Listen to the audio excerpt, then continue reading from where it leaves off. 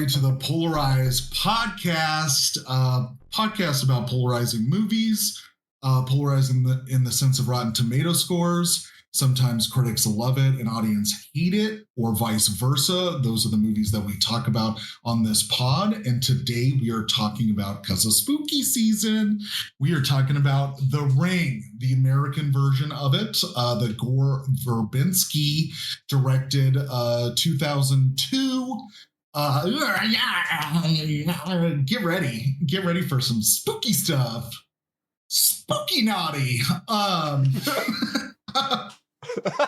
The scores for this are 71 critics, 48% audience. Kind of interesting. It is not going to just be me, Brandon, talking this throughout this time. Thank God. I would like to just get right into it, and I'm going to introduce my co-host. We also refer to him as the forever guest, Mr. James Lindsay. How the hell are you? Hello, I am back in the Polarized Kingdom. I invited myself right on back in for another great episode in the theme of spooky season. How the hell are you, Brandon? I'm doing great, by the way. I am doing fine. I'm pretty jazzed to talk about this movie because I have a lot to say about it. So overall, I'm doing fine. Fall is really setting in and I'm feeling it. It's getting cooler outside, imbibing more in soups. A lot more soups lately, so yeah. You're a big French onion guy. I am a huge French-o guy. Enormous French-o. I think we've talked to in length on FOS? An episode. Probably on the spot, yeah. I can't remember which episode it was, but we got really in the soup. It's not really necessarily spooky season. It's more like soupy season. Yeah, you can say that. Wow, James, that was good. I like that. You're a soupy guy. You're saucy. How about you? What's going on? Oh, what's going on with me? Oh, I guess I've got myself a little espresso here. It's espresso season for me. And, it's a Saturday night. I'm getting crazy by having espresso at nighttime. Yeah, you're crazy. I'm rebelling. Rebelling is how you look at it. Okay. Mm-hmm. What are you rebelling against exactly? The rules, Brandon. The rules say no caffeine when the sun's going down. What are you doing?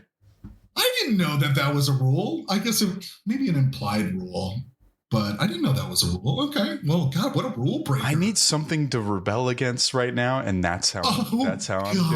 That's how I'm doing it. It's trick or treat season. It's naughty season. I got to find my small ways. Wow. Yeah. You are being a little rapscallion. Yeah. You're a naughty Nelly over there. We're going to have to call the police on you.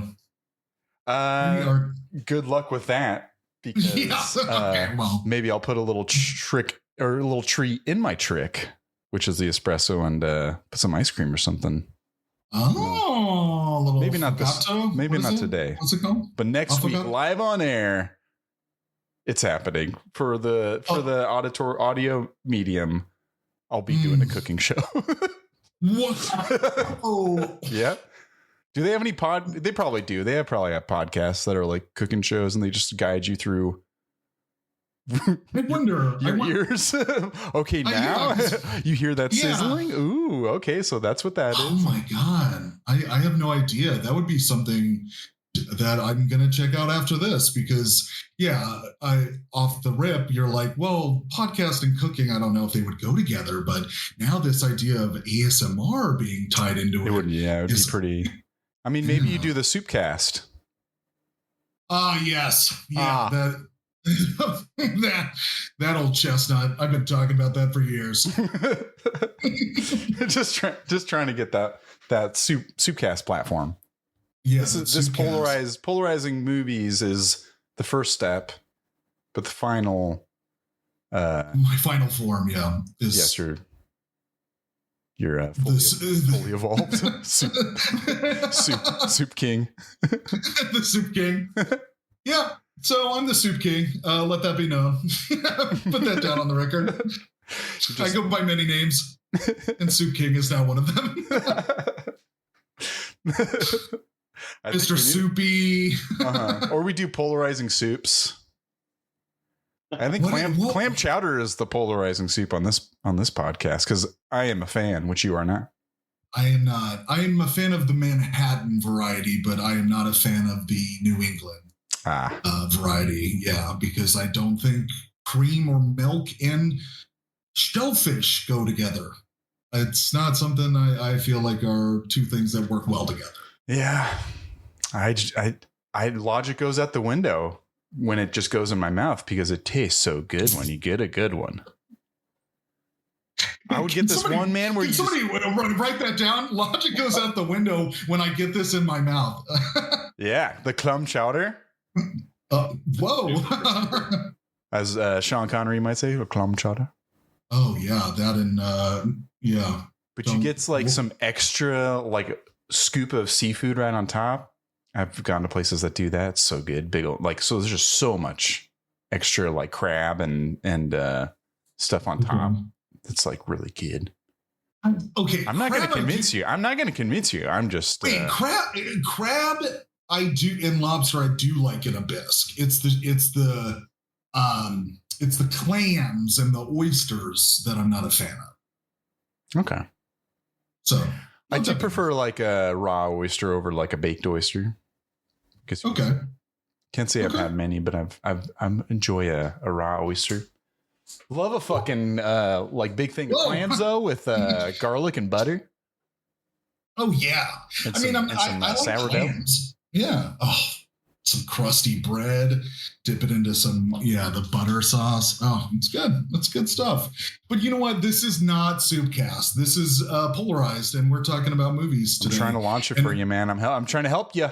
We'll get it launched one day. I love the help. I love the help. But speaking of help, to help us talk about this movie, we have now a guest that's really kind of rising in the appearance numbers, I would say. He was just recently on an episode, and we're glad to have him back. Welcome, Chip. Hey, Chip, how's it going? Yeah, good, fellas. Thanks for having me. By the way, fellow soupster as well as caffeine enthusiast over here. So I'm loving the direction of this. We need to have a spin-off series where we talk about either or. Maybe just hot liquids in general. Yeah. Hot or not, you know. Whoa! Might just be it, right? Get the hell out of here, gazpacho. Yeah. That's polarized. That's a polarizing soup. That is a polarizing soup. That is a polarizing soup. Yeah, for sure. That's what critics love it. Normal humans hate it. Yeah.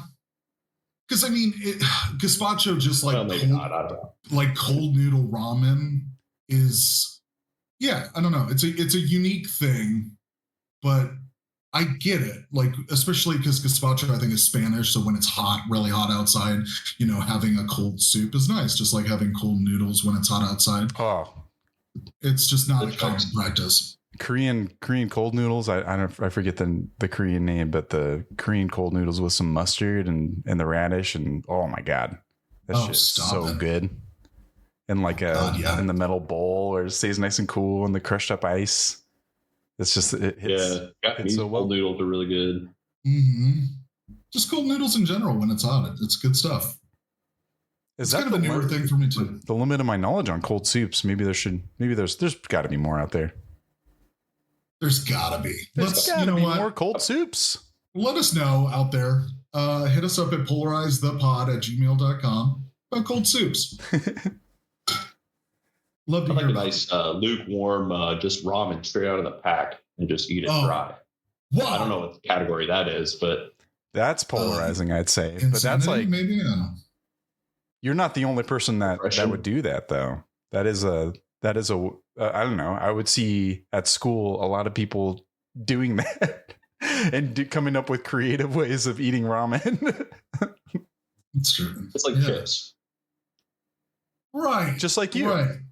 Yeah, just like you. Just like other chips like you. Yeah. You're the authority on chips. That's fair. Yeah, that is fair. I'm experienced by default.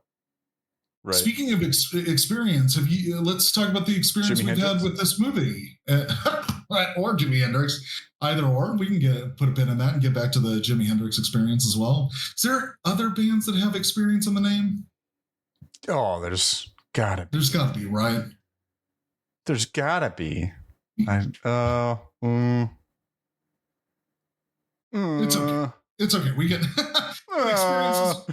Back to my original question. Experiences with this movie, be it the Japanese original or this one in particular. I had never seen the remake or the original. This was totally new for me. You've never seen this movie? I have not, no. Really? Oh. Wow. You missed out. Wow. You missed out on not seeing it when you were 14 years old. 13, 14. I'm surprised you'd seen Scary, because I know you're a big Scary Movie 3 fan. We've seen that movie a bunch of times. And to know that you know the parody so well. I've never seen the original tape. Spooky tape.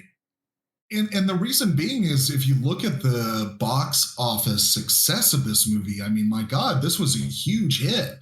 This was a cultural phenomenon. Same with 8 Mile, which I'd just seen recently for this podcast as well. And I'd seen Scary Movie 3 a lot as well. And I knew all those references, but I'd never gone back to the original. It's funny how that works.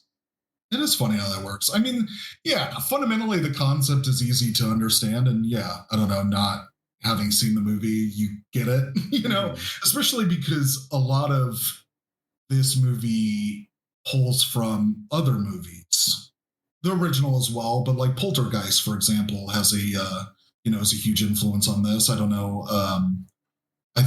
James, you've seen Poltergeist. Chip, have you seen that movie? I've not seen Poltergeist. Yeah. Oh, you haven't? Okay. But that's another one where like I know the references as well, like the they're here sort of shit. Like I know on the television, and I've seen probably a Treehouse of Horror that's used it or something, which I was watching a couple of those the other day, and that was fun. The Shining one of Treehouse of Horror is a classic. Yeah, top tier. He doesn't have beer or TV, so he goes crazy. It's like no beer, no TV, make Homer go crazy. Something like that. Amazing. And he's like, no beer, no TV, make Homer. And then he pauses and Marge is like, go crazy. He's like, don't mind if I do. Yeah. So great. Oh, that is great.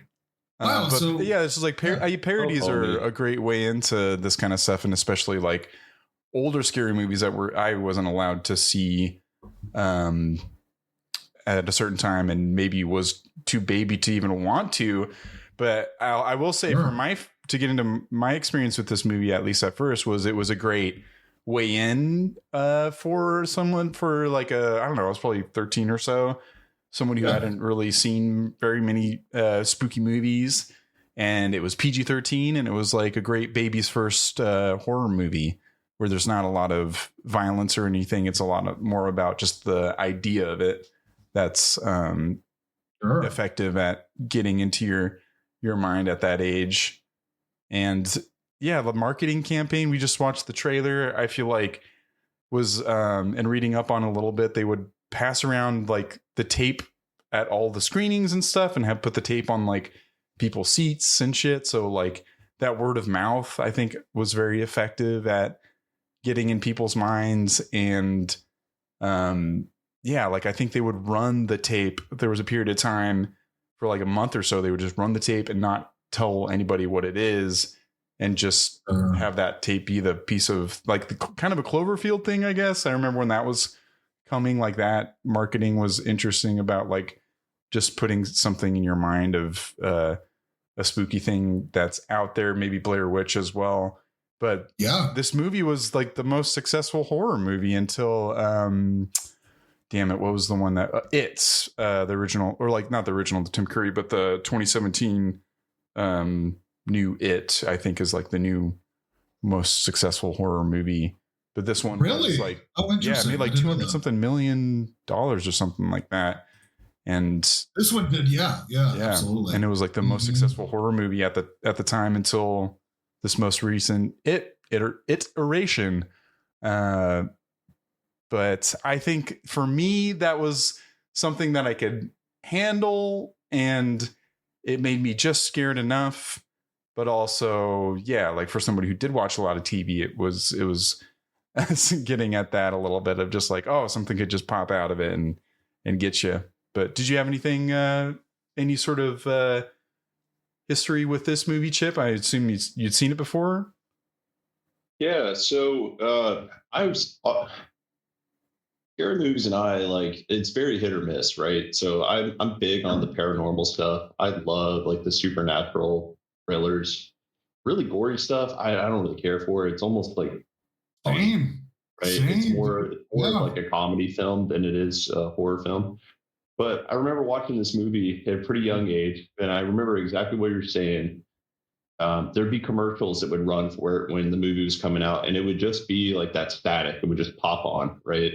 You almost felt like your TV was going bad, and that they'd run that marketing campaign. I remember seeing it. I think it was about 14, 15 when I saw it, and it was one of the first films that was really like jump scare, right?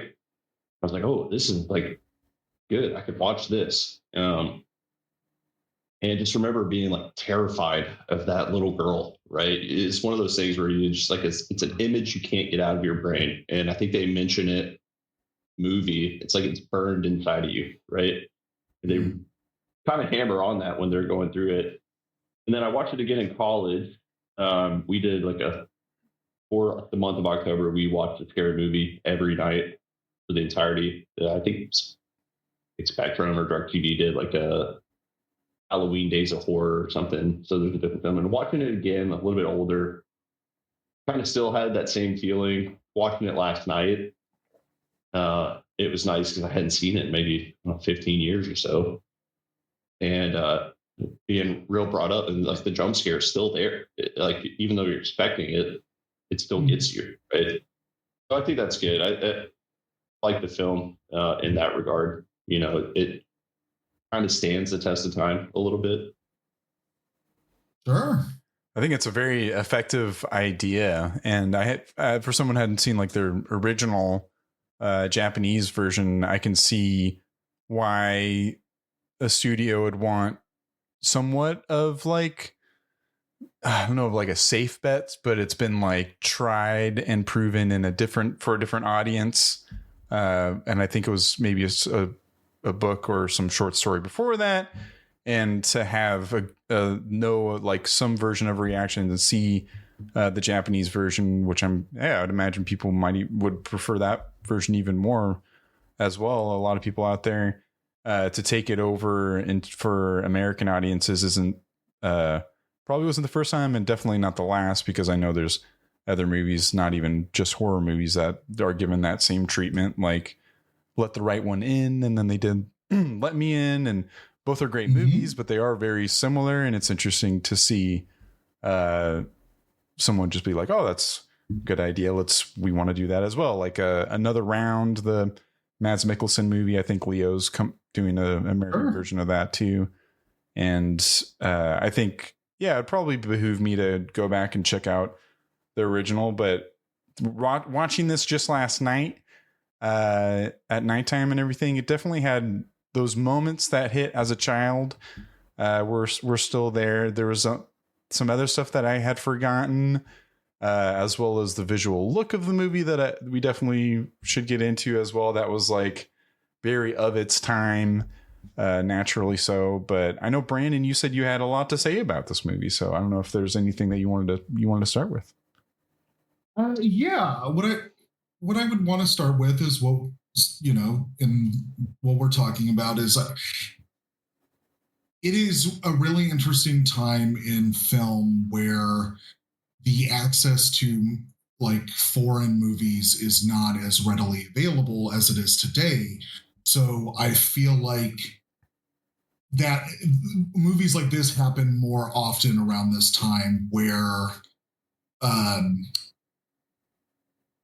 I could imagine a lot of people haven't seen the original Ring when it came out, and this allowed American audiences to get to experience what what this movie, the original movie is about, and bring it to a broader audience, which I just ultimately find really interesting, because we just come such a long way from that, where you brought up what is it, Last Round, what is it, no, what's it called, Another Round, just a great movie. Great movie, amazing movie, everybody go see it. But yeah, now if that getting remade as like the American remake of it, I don't know, it seems kind of weird in this day and age, because why not just go watch the original? It's like going to be on Netflix or wherever it is, maybe. And to see it remade like in an American studio system, in an American way, now it just seems kind of passe and weird. So soon after, too, it seemed like the movie had become popular in a worldwide sense. So it's like, how much better can you really do? I guess it's American Hollywood and all that stuff, but it also, like, it's very successful for what it is, and you're immediately jumping onto it, which I think was.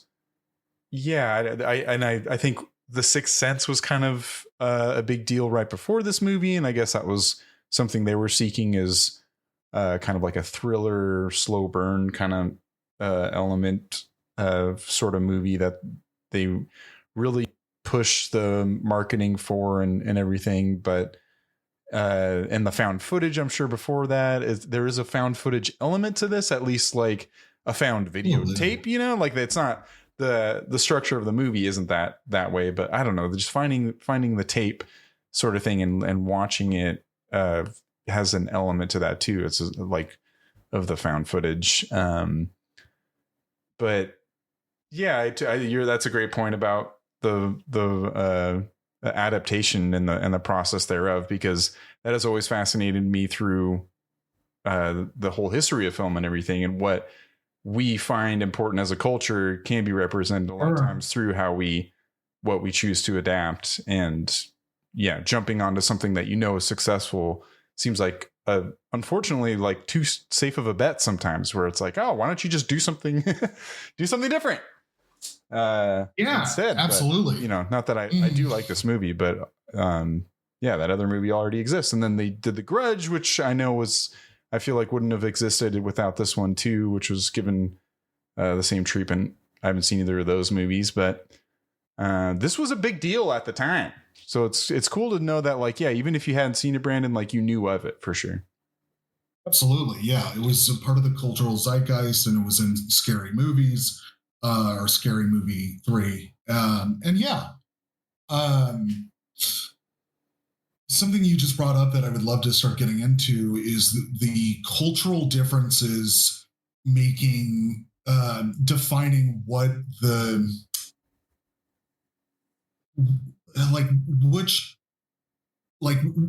culture defining what the differences in those, I guess, is how I would describe it, of like the direction of the movie or what it's trying to say, or how much it gets into certain themes and those differences, because it's always, I don't know, I've generally had I would say that the American version of a foreign film ends up like softening the edges and making it just more palatable and more populist, and it ends up losing the like biting, like interesting focus, or like it takes the idea and sands off a lot of what makes the original more interesting. The only exception. No, continue. No, go for it.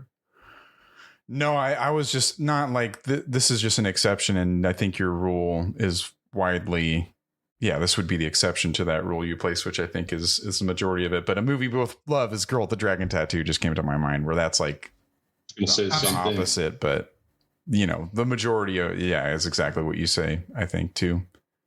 Where or it's like they take the budget and make it bigger, but not necessarily the quality better all the time. Absolutely. Yeah. Which has its benefits. Because, I mean, a thing that I will say that makes this movie, I guess, better is because of its budget, the special effects are better. Because I've seen a lot of clips of the original one, even though I haven't fully seen the movie, and it's night and day difference between the special effects, between the Japanese and the American. And and to the girl with the dragon tattoo point is like, that movie is really successful because David Fincher is making it. Yeah. And this, in my mind, isn't successful because Gore Verbinski is making it. And this is the guy who is coming on the scene as a populist director. I mean, the guy made, Mouse Hunt? Goes on after this. The next movie after this is... I do like but Mouse I know Hunt. what you mean. Yeah, but, he's already starting to be in this pocket, which he then, defines his career as being, the Pirates of the Caribbean guy, bigger movies, and utilizing special effects well. And yeah, I would say this movie is a little bit stronger in its special effects, but it sands off a lot of what now I understand, makes the original so much more interesting. I think it is in a way made for mainstream audiences. It is a horror movie that is marketed and made for kids my age at that time, like PG-13. Like I was very PG-13. Much that demographic at that time, and I think it hit me perfectly. And looking at it now, those things just become more clear, where it's just mystical at that time in your mind, the movie, and you're I don't know. Yeah, I feel like my imagination would just run wild on top of everything that I'm seeing in the movie. I'm just like picturing all this other stuff inside my mind when I'm going to sleep at night of the girl like climbing up my bed or some shit like that. You extrapolate all the information and add so much more to it than that's actually there. And those are some of the best horror movies as well. Yeah, agreed. I think part of that is the cinematography of that, and as well as the score of the film, are very like minimal, right? So there's not a ton of jumpy action, right? There's not a lot of long lids. You're kind of focused in on what's going on. It's very subtle. It's very I want to say, I'm losing the word here. I'm thinking like very quick shots of what's going on, but it's done in such a way to where it allows you to focus on whatever the scene is at hand and really absorb it, right? And I think that's part of what you're talking about is when you're going to sleep, now you're thinking about that one scene, right? Or, whether it's the centipede or something popping out at you or the nosebleed or whatever it may be, you are so drawn into what's going on in that one moment that you kind of replay it. And then, of course, the music is not overbearing in it, right? It's just very subtle. Mm-hmm. It kind of lures you in. You're really focused on it. It doesn't take away from the action. I think a lot of that is what makes you continue to replay it over and over in your head when you're 13, 14 years old, right?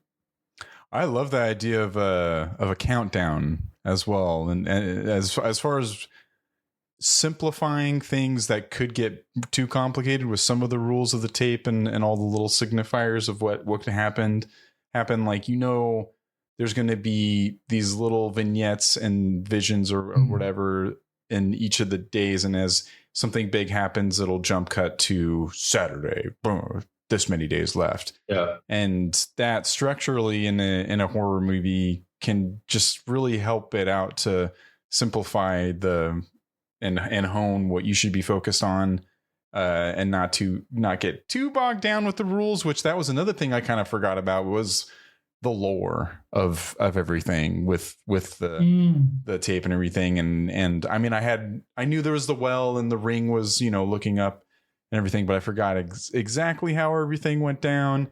And that's revealed, near the end, of course, but her wanting to seek that information and find the answers and know that she has watched the tape and she has her own ticking clock for herself, is something that, not even necessarily in horror movies, but in other movies as well, as having that amount of time that is left can help you as an audience member kind of pace it out in your mind about where things are headed and how much time you have left. And like Drag Me to Hell is a much darker, campier, version of that, and there's plenty of other ones, but I like that. Final Destination isn't my favorite stuff, but it's some of it can be good where it's just, circumstance and time is your enemy rather than a monster that's always lurking around the corner or whatever. And you just know in 7 days that it's coming, which, yeah. And so this one, at the beginning, if we want to roll through it a little bit, it's just such a stereotypical kind of, and it really is because kind of opening, because Scream essentially does this with the phone call, and there's a phone call in this and everything too, where it's been kind of dunked on and kind of made fun of like two high schoolers, like high school girls, like hanging out at a house. Maybe it's just one, Drew Barrymore in Scream or something, where they're by themselves and they get a phone call. It's like Scream is already making fun of scary movies with that, and to know that this movie starts that way too just kind of made me chuckle a little bit this time, having seen more and seeing parodies of it. That's where like I'm not a kid watching a scary movie for the first time, and so like it's like, oh no, they're all by themselves. Oh, it's so scary, a phone call. But now I'm like, oh, I've seen this once, seen it 1,000 times. But I like the story that she tells right off the bat. I like that it's two separate characters that aren't our main ones, and that you check in with the other character that still lives later on in the story and everything. It's a nice way in for a movie that doesn't have a lot of the grotesque stuff with someone getting killed right there in front of you. And this is like at least a sample of that, like Jaws or something, where you can at least get someone getting offed by the shark before you kind of have a lot of the tension and dread leading to when the next attack is going to be. I thought this was overall pretty effective. What did you guys think of the opening? I love that formula, right? Like, here's the two high school girls at home alone, and they're having a good time. They're goofing off, right? And then all of a sudden, they almost feel guilty, like they shouldn't be doing what they're doing. And now somebody's calling them, they're like, oh my God, what's happening? Thought that was great. You want to drink espresso? It's nighttime. I don't know. Yeah, exactly. Yeah. Just completely bucking the norm, but it's something you see in like, I don't know, 90% of scary movies, especially at that time. Right. Mm-hmm. And I love that they follow that formula. And then the way they kind of build off of that is still following the formula up until a certain point. Right. So then they go to the funeral, which I love. They mock that funeral in Scary Movie. Right. I think that's so funny. I was just remembering when you were talking about Scary Movie, I was like, oh yeah, the funeral. Right?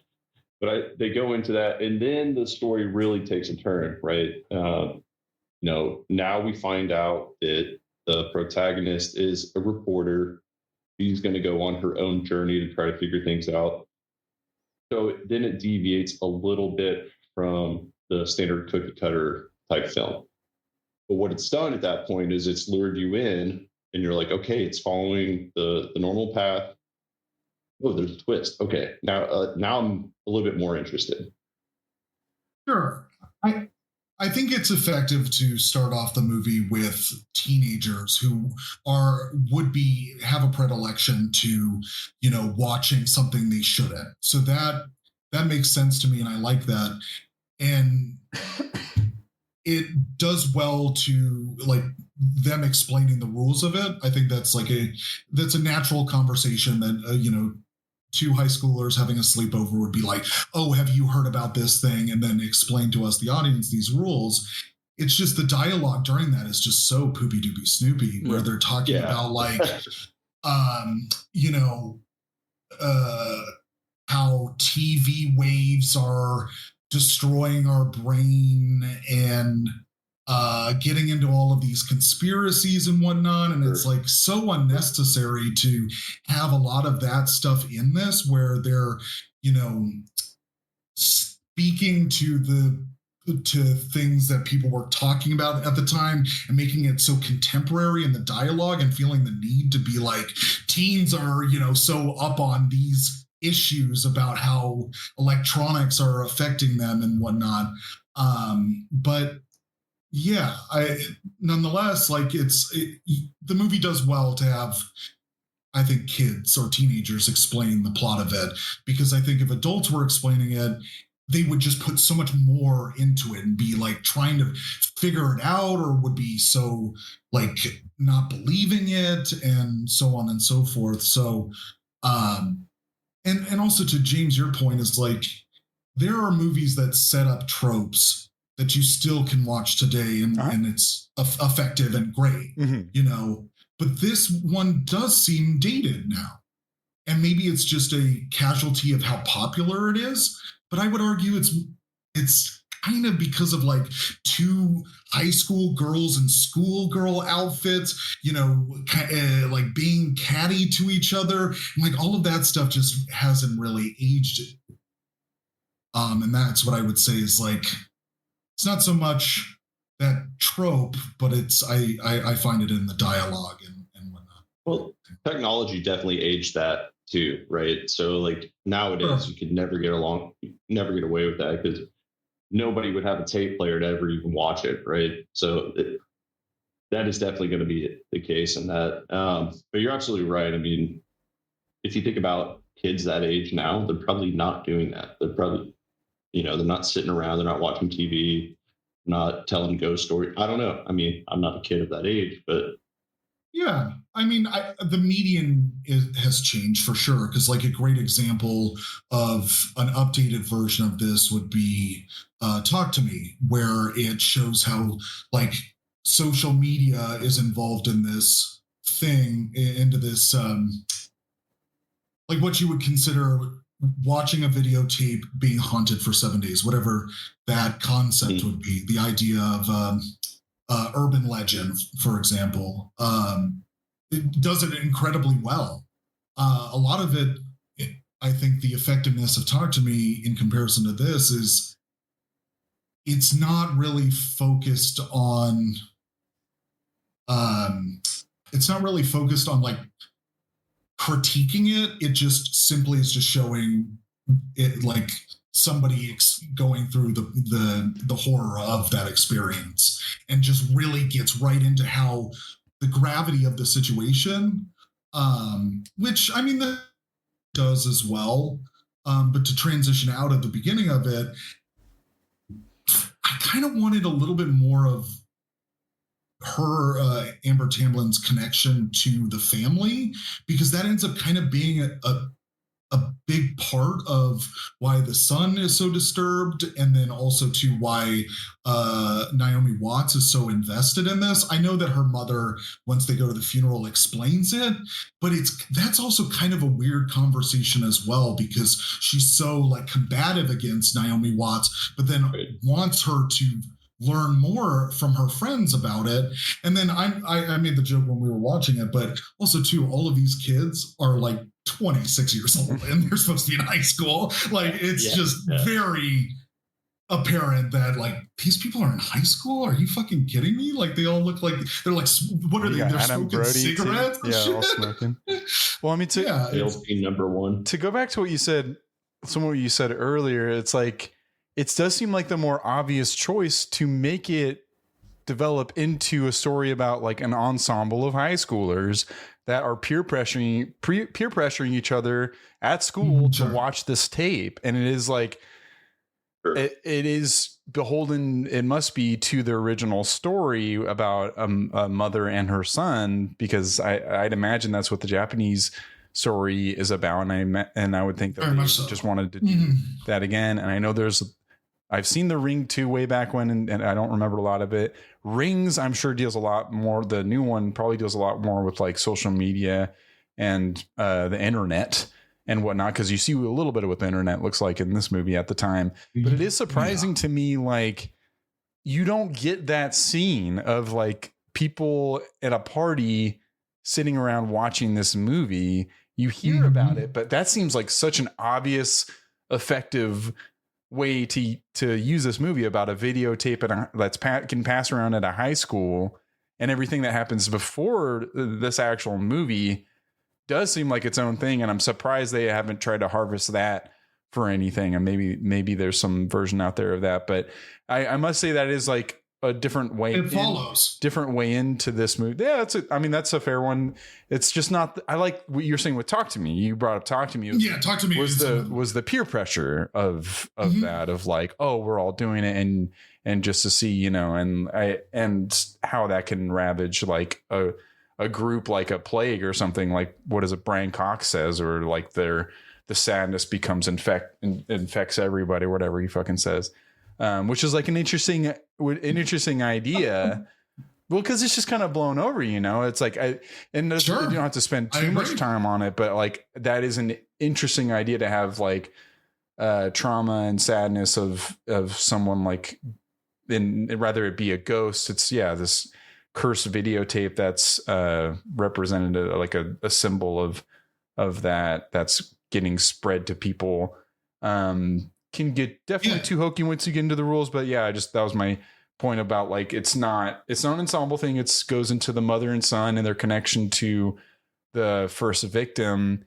And I do like, this is the other avenue they went down, and they could have done with a high schooler, but I always question the means of a high schooler to try to discover all this stuff. But to have her, that's her profession. Her job is to be an investigative journalist and to seek out these sources, and she's got her the father of her child that's helping her and everything too, and how she goes about getting all those things is that held up pretty well to me. That was one of my favorite parts of the movie, is just watching her follow leads and stuff, like the mystery. I think the ensemble thing, just real quickly, the thing that really stuck out to me, and maybe I missed it, and if I did, I'm sorry, but they really could have taken the time to explain, because the child has such a strong connection with Anna, the other girl, right? I think her name was Anna. Samara. Well, you're talking about the girl in the well? Samara. No, his. Oh, I'm sorry. Yes. Right, the girl that dies in the beginning. His cousin, right? Or aunt, yeah. Or cousin, yeah. So he has such a strong connection. He saw the film. It's like, how does he then get the strong connection with Samara? Did he see the film too? We don't know. I don't think. Right? Yeah, why is the son so connected in this way is a great question. That doesn't have to be fully answered, but that is an origin of a lot of the things going wrong in the movie, is the son being very troubled by the ring. So how does where's that connection formed? Is that what you're saying? Right. Yeah, and he was apparently very close to his cousin. Mm-hmm. In the beginning of the movie, he's talking about it. So maybe she got the film through her classmates. They watched it. Maybe he was hanging out with her or something. I don't know. But we don't ever really get any kind of backstory on that. And I think, that's a great point. To your point, James, like it very well could have been solved by having, I don't know, a 5-minute scene of he got it from the party and then watched it, Yeah.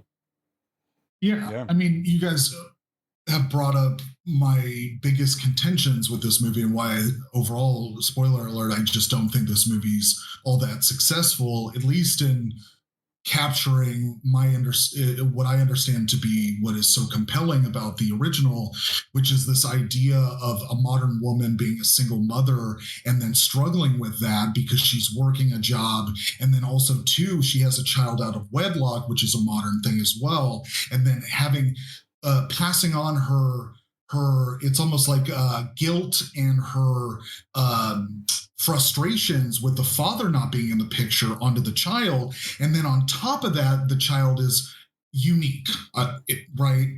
Which is the connection that he has with Samara, is both of them are just very unique children that have a lot of issues that the parents don't know how to deal with. And I would love for this movie to focus so much more on setting up how she's working too much.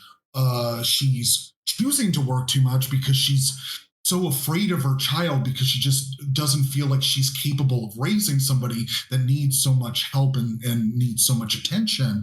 And then on top of that, being so frustrated with the father not stepping up and not being in the picture and all of that. And this movie doesn't show like it's missing stuff where it needs more of her and the child, and really trying to hone in on the connection between, Naomi Watts' character being very similar to Samara's mother, where, she, and I think they say it just explicitly in the movie of like, I didn't want you. And now that I have you, you're like causing all of my pain and being such a huge issue in my life. And I'm so fucking mad at you that I want to kill you, because if you weren't here, then maybe my life would be better. And then wrestling with all of that guilt and trying to reconcile with that. But this movie doesn't do that. And it just goes on very quickly into the investigative side of things, which also too I found to be also ineffective, because there's never a scene where she's like, let me put a tape recorder on a desk, let me interview some people, let me bring a camera person along and start setting up like this being a story that I'm following. She just almost, not because of her job at all, just because of the murder of her cousin, she just goes on this journey to solve this problem. And there's never any of this, like, now you're too wrapped up in this story and now you're not paying attention to your son even more.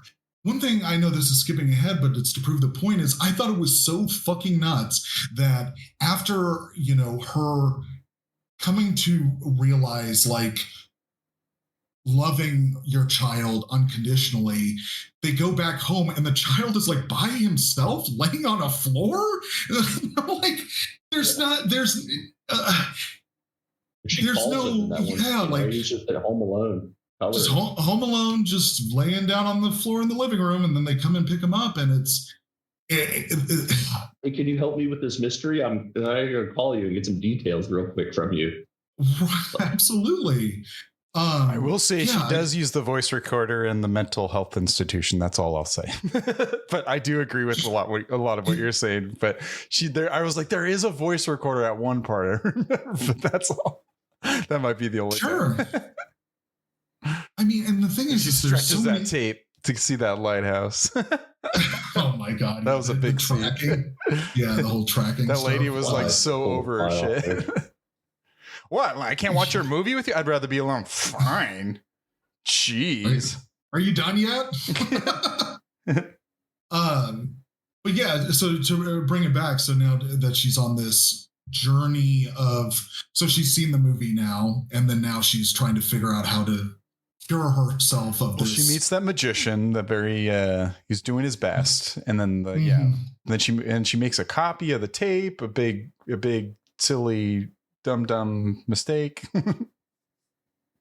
Yeah, but then also a good thing, I think, right? Because again, this is speaking to the end, but the whole thing is that Samara's never going to stop, so you need to just get somebody else to watch the video, which it really doesn't do well to use that rule of the video well, where she is trying, like, almost like she needs to find somebody that she feels like she's going to be okay with morally to pass on this play, And there's the It Follows rule, yeah, which is like just so much better done in that movie and is laid out in such a clear way at the beginning.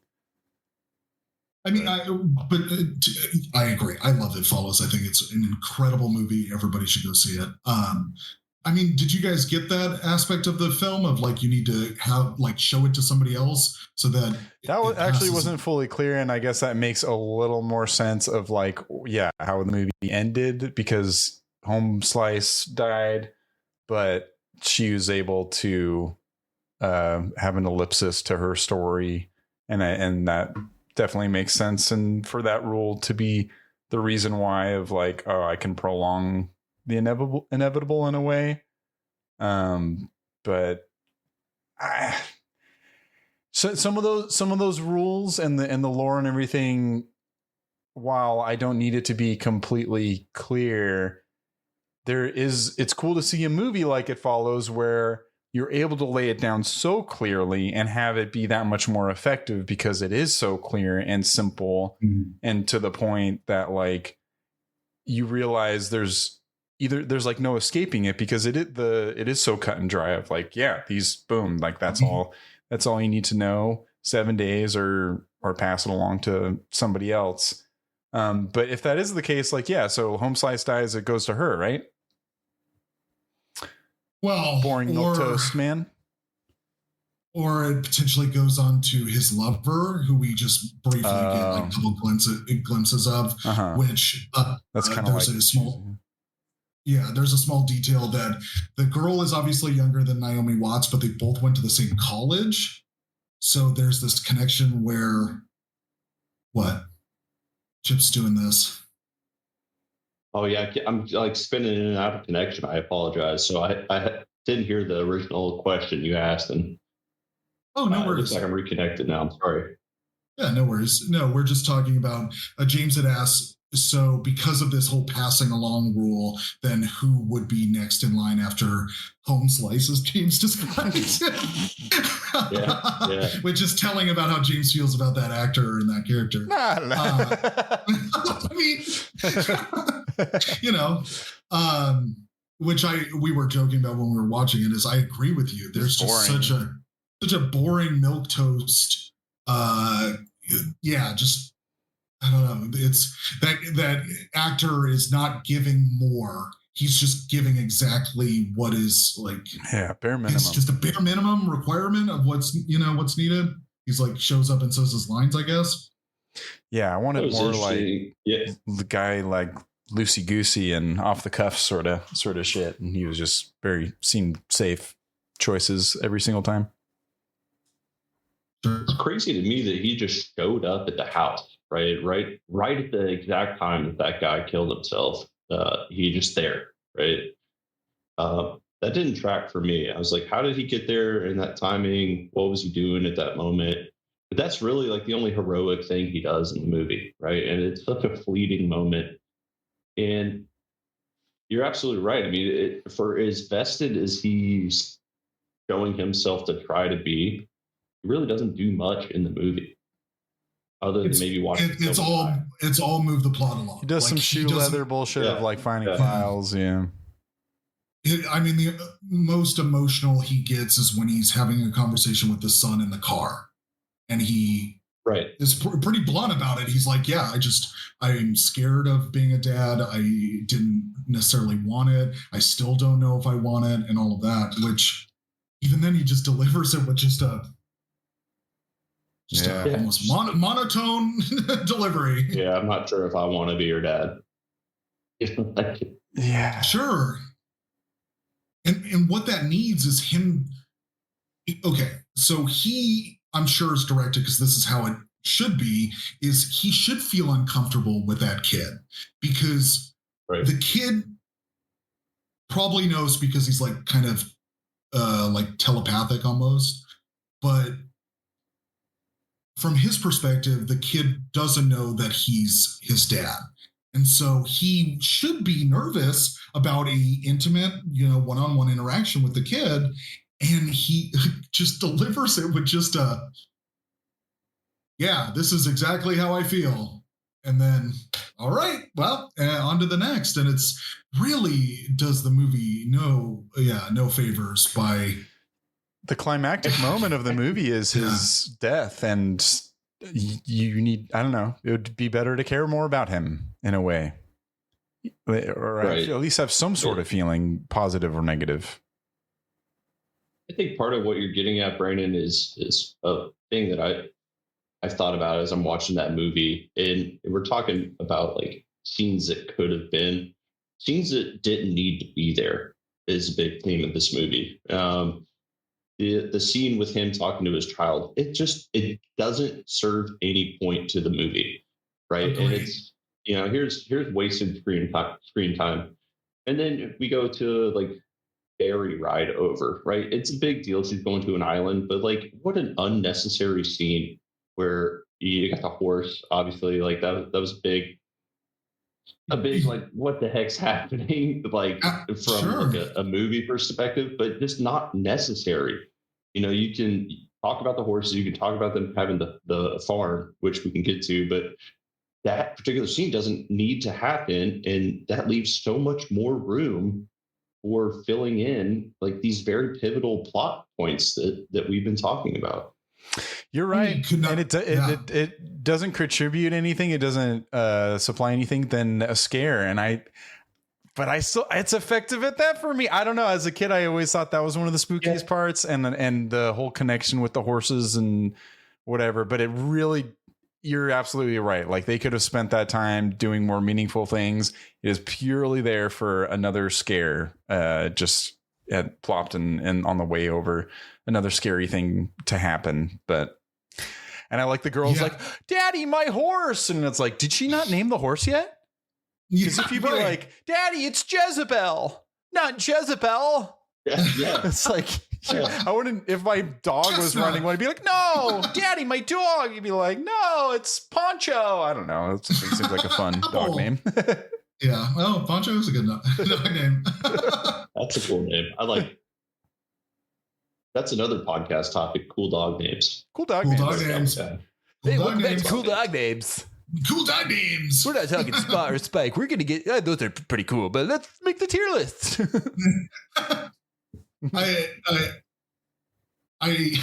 Okay, here's my joke. Is this movie shares a lot of similarities to A View to a Kill because it spends way too much time on horses that you don't need to do. It doesn't really help a whole lot at all. My God, if Grace Jones was in this movie somewhere, I'd be quite all right with that. As one of the horses. Then you don't even when you right. Yeah. No, she turned it. She turned from a horse into a human. Is the lore. Or Michelle Gellar shows up, or whatever her name is. Oh, Jessica Parker. It's another three name Sarah. Yeah. Oh, I always make that. That makes sense. All the horse jokes, right?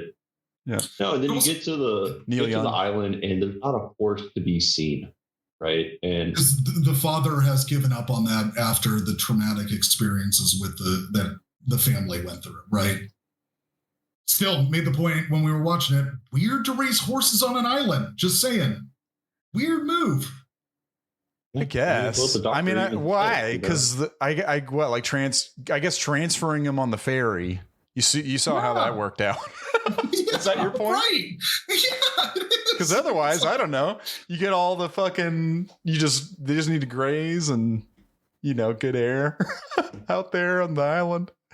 You just run around all free. He's working on those. He's still working on those fences. He's like, I gotta get this fence all done before I kill myself. Yeah. For what reason, right? Yeah. I got so much to do today, and then all of a sudden, now I got more on my plate.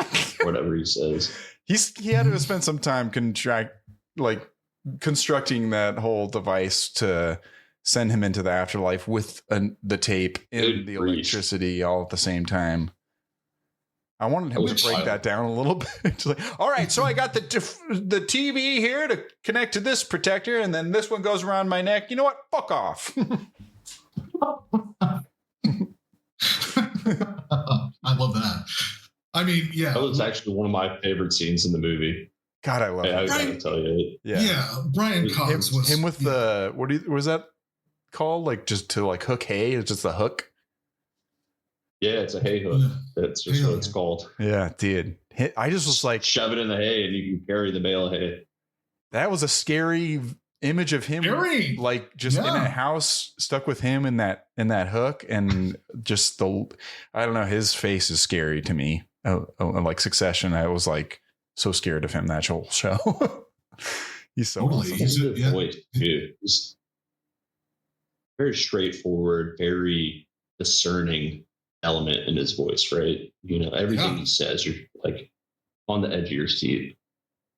Yeah, definitely. He was a breath of, he was a breath of fresh air for me because Naomi Watts is fine, but a lot of the this movie was lacking more interesting characters, people that were kooky, had secrets, had things going on.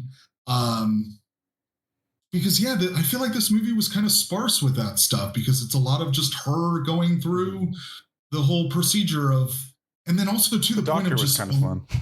The doctor was good. That little back and forth with the patient. Kid. That's good. Yeah, what was up with him? What was the necessary element of adding him there? The kid. So this is the son. Yeah, the mentally challenged. Maybe it's her son. Yeah. Yeah. Right.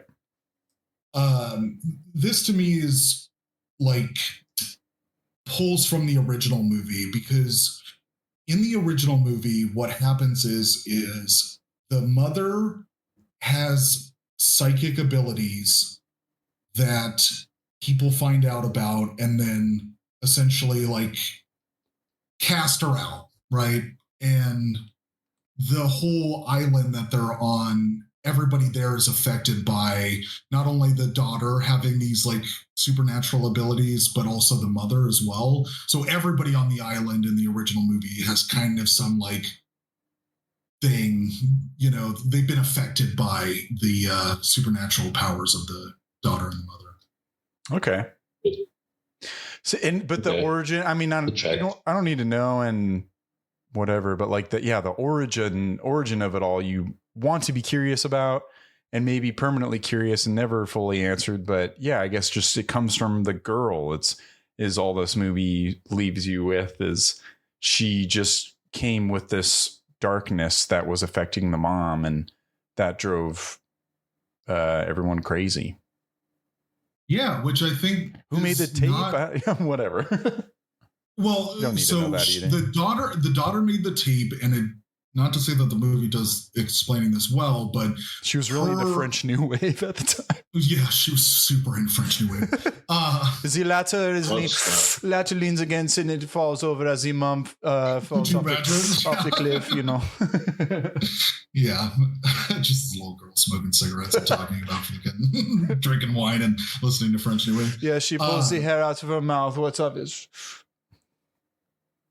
That was the fucking grossest part, with that fucking hair glob out of Naomi Watts' mouth. The most. It's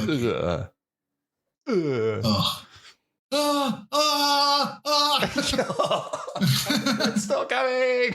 It's still coming.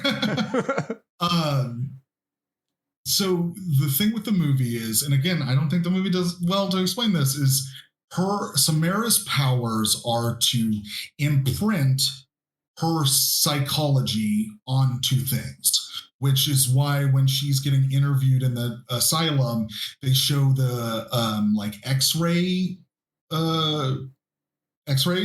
She made those happen. Yeah, her psychic ability imprinted on them, and so that's how she then is able to make a movie in which you could pick the fly off of, which I thought was really cool. I like that scene too. I like that scene a lot. I like the ladder scene. That's how. When she walks under the ladder? Yeah. Yeah. The ladder it's scene, bad luck, Hey, watch where you're going. Yeah. The ladder to nowhere. The first ladder scene. But yeah, what an unnecessary trope. But Brandon, you were talking about this last night when we were watching it. Everybody knows that. Everybody knows you don't walk under a ladder.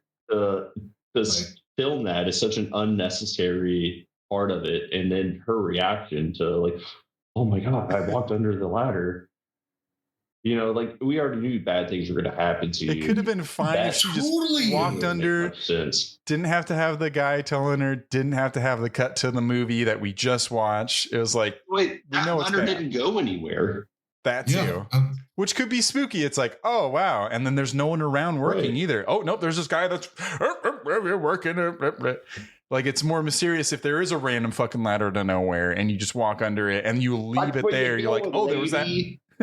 Yeah, I completely. And I just wanted a black cat to run by and her to break a mirror and have to spill some salt all in one scene, all in one shot. Just salt, mirror. That's what Scary Movie would do. That's what Scary Movie would do. Yeah, isn't it? And the guy is hey, you messed up me putting up this mirror in a very high place with my pet cat. would you like some salt on your tater salad? I have a reason for everything.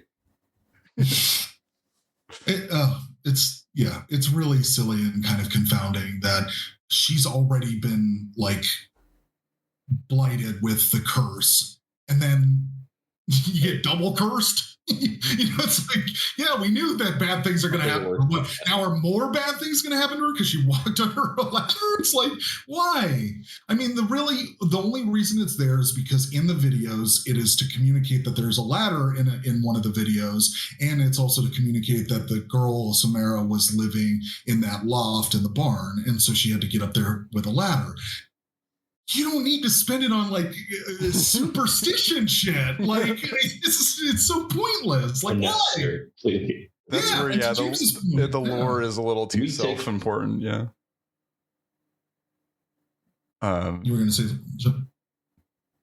I was going to say, can we take a quick second? I know we're getting pretty far into this movie right now. No, let's do a little appreciate.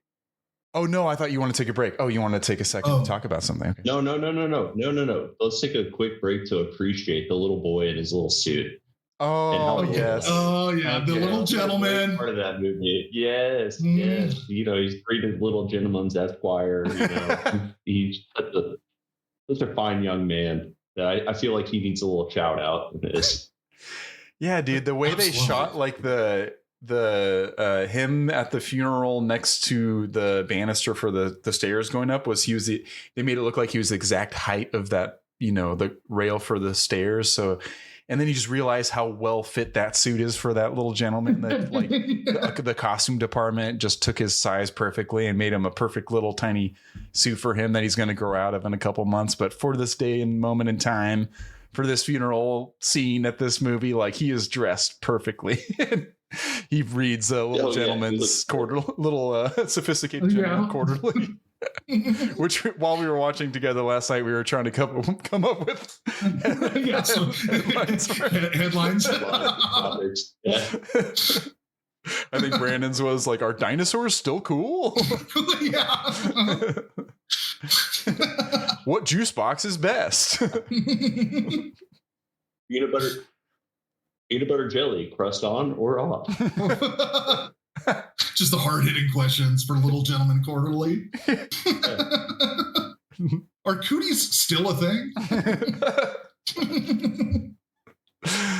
You know what, though? This just came to me as we talk about the Little Gentleman, is it doesn't make sense for him to be so well-dressed because... Don't poke holes in the fun. Continue. No, continue. But the mother is struggling to be a mother. I was thinking the same thing just now. So realistically, the suit should have been like too big for him, or he didn't wear a suit at all, and he wore, I don't know, like normal clothes. Like it doesn't make sense that he has just a perfectly tailored suit and a peacoat, a fucking dope peacoat later too. Yeah. Oh my God. Yeah. Absolutely. But the umbrella and all that. It's Samara's providing him some ability to go into some suit stores and put some guy under a spell with his mind and size him for suits for free.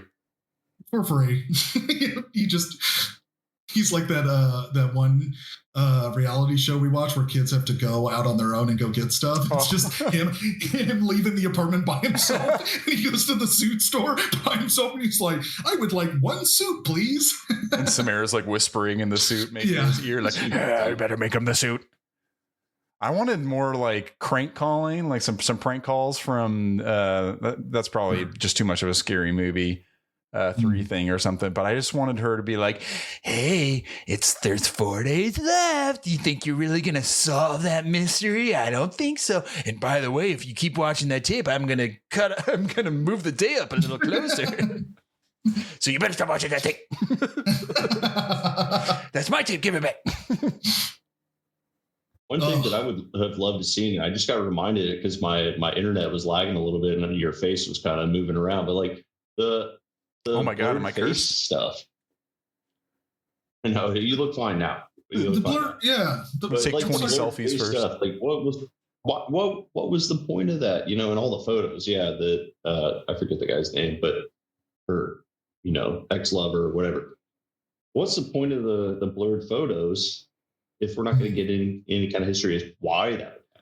Is it just like a preview as to like what they're going to look like when they're dead? I don't know. Yeah, no, that's no. I think kind of. I mean, ultimately, the movie doesn't do well to explain what that means, especially too because when there is a moment to kind of explain it or something, like when the I can't remember not dad, but the guy's name goes to like buy something, and then the woman behind the counter is like, "You're gonna die soon." You're like, "Whoa, hey, okay, all right." Yeah. Jesus, I sell cigarettes daily, and I tell that to anybody who asks for a pack of cigarettes at my convenience store. Sure. Probably so. And every single person that buys these cigarettes here, I tell them they're gonna fucking die, and they never come back. Yeah, no repeat customers. Yeah, I mean, it is interesting to think about in the time period between seeing the video and you dying that you have this curse on you, and that's how it visualizes itself is through video or photos, because that's kind of how it starts as well. So it's somewhat interesting in when you zoom out enough and give the movie way more credit than it kind of deserves. But yeah, you're right. It's like there's no explanation why people's faces are blurred. It's just a spooky effect. Definitely. That there are other things that do have this sort of logic that they are made sure to follow up on, like at the end of like, wait a minute, how long would it take to die in a well? 7 days. It's exactly 7 days. It makes perfect sense. They're waterlogged for 7 days. That's what happened to the girl at the beginning. She looked like she had been in a well for 7 days. And so they're like, and like, whatever, there might be some centipedes down in the well, and those centipedes are there might be some flies that are around there, or there might be a ladder that you have to climb up into your barn. Like most of those things do kind of have a little element of truth, but that camera thing is just kind of, that's more of just a signifier of the curse, I guess. But I think it's pretty effective, but there's nothing attached. While all those other things, they make sure so much to let you know that they do mean something. So I think it's fair to question when something doesn't have a meaning. Besides, just like this movie at this time, having the analog of tape and that element of it does kind of come at the perfect time. Because like trying to imagine this movie now, and I probably will watch Rings at some point. Then now that this is fresh in my mind, it's cool to think about how the technology is perfect for this kind of scary sort of thing.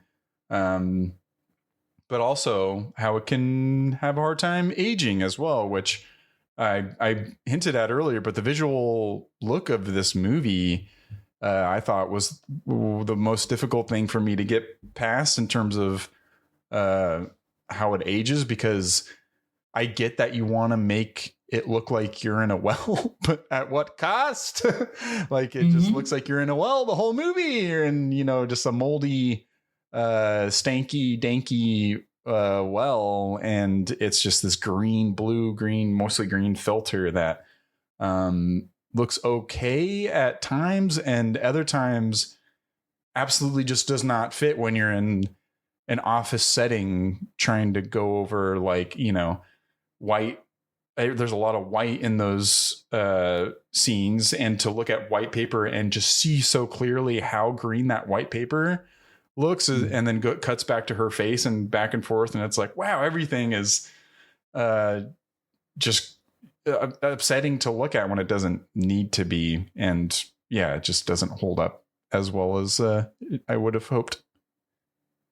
Yeah, absolutely. I mean, Gore Verbinski himself said that the reason he did that is for mood and for tone, but I would argue that it doesn't really help it. Like, if I could easily imagine this movie without having such a prevailing green and bluish hue on every scene, being equally as effective and not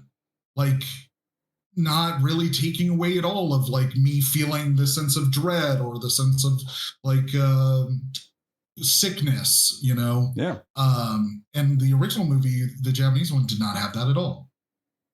It's unnecessary. And I mean, I could see for going to the island, switching into that a little bit or something, and then contrasting being at closer to the place creates more of that effect. Like you can have some fun with it, but to just blanket the whole movie and color correct it in that way was a drag. But I don't know. I feel like we've kind of touched on a lot of the big stuff, and I'm trying to go through because I really didn't take notes. It's fun to watch in a party group setting with you boys last night, and I was just kind of in the moment. Didn't really feel the need to write anything down. But as far as like best scares I think it is like the fly and the horse. The effects as well, unfortunately, don't hold up completely, and I knew that was going to be the case. But like crawling out of the TV at the end and getting dude was okay. But I like more or less, like the implication of like the fly and the surprise of the centipede and those things that just let you know something's still looming, and it adds that sense of dread, where it's not so ham-fisted as maybe a ladder or whatever. But there needed to be those kind of things throughout the investigative part, like the horse or something, because I feel like there just wouldn't be enough. And then, I guess Brian Cox kind of MVP in a way. Yeah, I was going to say that's what I was scared most of, because it was crazy that she essentially breaks into his house and then decides to watch the stuff on the TV in his house. And then, him appearing behind it's absurd. I was scared the most at that point. Definitely. Because this is like, this guy could do something. And I really felt, because it's weird how it also works against itself. The idea of like, when when you're going to get attacked and killed, because then before that, you're not in trouble. It's not until the seventh day that you're in trouble. So it's Brian Cox being in the picture that really was scary. That's what made me think of like Drag Me to Hell. And like they do that same sort of switch where like, oh, I did this thing that absolved the curse and now I'm good. And then to have them pull the rug out from underneath you at the end, I don't know. I thought it was a little cheap to just have her be fine and have that ellipsis with the son who also watched the tape. That was a little frustrating for me this time around. I wanted, I don't know, not necessarily for the movie to be just completely mean-spirited towards this protagonist, main character and everything, but to have dude's death be the climax and the big moment was, I don't know. I wanted a little bit more, I guess. And anytime it was aggressively PG-13, and at the time I was okay with it, but this time I think there was parts where somebody who doesn't require a lot of gruesome elements just wanted maybe a little bit more punch in the guts with some of those moments. But would you say that same Chip, probably the Brian Cox moment? Yeah, I mean that's huge. That's a huge moment, and what I would kind of resonate and reiterate what you're saying. The very end with the boyfriend dying and her being absolved and not having any issue with her. And then the two of them watching the video and pressing play, and they're going to show it to the world. It's such a cop out. It's such a cheap moment, right? And I don't need a ton of resolution, right? I don't need to know what's going to happen next. Could not agree. And maybe some of the sequels are going to spell that out, whatever. But be going through and just being like, I got to find out what your history is, and then now he doesn't die. Sucks to me. It sucks because like she said, she's going to kill everybody, right? And she's going to do this. Yeah. I'm okay with her sparing the life of the boy, because I think she's sparing the life of the boy because she relates to him and knows that, like, hey, he's living, just like you said, Brandon, is living a life with a parent who's probably not taking very good care of him. I mean, it's evident that he's not, but maybe he goes and gets adopted by somebody else and continues the cycle. Young soul. Right. Yeah. But I mean, just the way that they end that movie is like, go through like this really pivotal moment. She breaks in the guy's house. You think he's going to kill her, and then all of a sudden he's killing himself in like the craziest contraption ever, which is awesome. I love that scene. And then nothing, almost nothing. Like such a huge letdown. Now her coming back out on the TV, and after things seem to be fine, really cool. I like that they continued the lore. I like that they were like, not over yet. But it just, I mean, it's such a soft ending. It really is.